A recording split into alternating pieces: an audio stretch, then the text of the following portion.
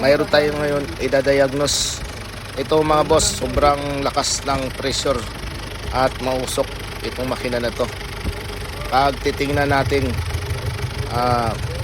blow by na ang kanyang makina. So ganitong sitwasyon na sa makina na ito mga boss, dahil nga sobrang usok, ang gagawin muna natin dito, susubukan muna natin ng palitan ng fuel injector washer ito. Dahil minsan kapag sira ang pinaka washer ng fuel injector, isa sa dahilan din ito mga boss kung bakit nagkakaroon ng pressure ang makina niya at mausok.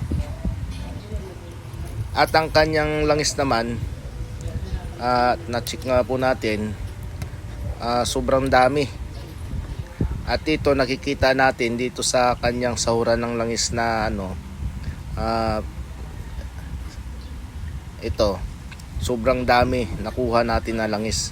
At ang kanyang langis malagnaw na.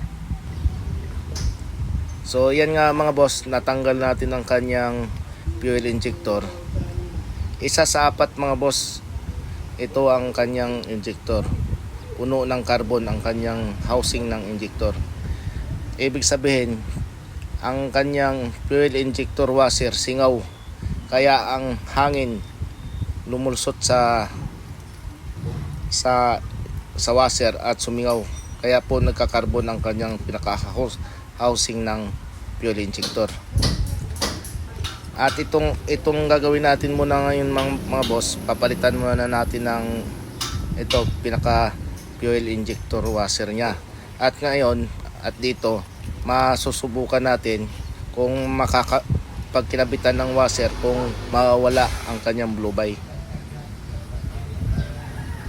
Nalitan din namin ng langis dahil nga ang langis nito dati sobrang lagnaw at sobrang dami, kaya pinalitan namin ng langis.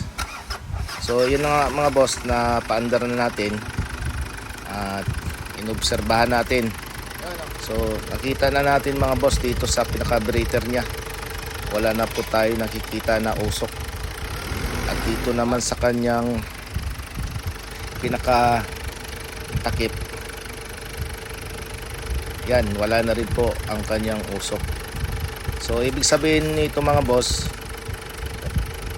sa washer lang ang isa sa dahilan, ang pinanggalingan kung bakit po nagkaroon ng pressure yung kanyang makina at kaya siya mausok.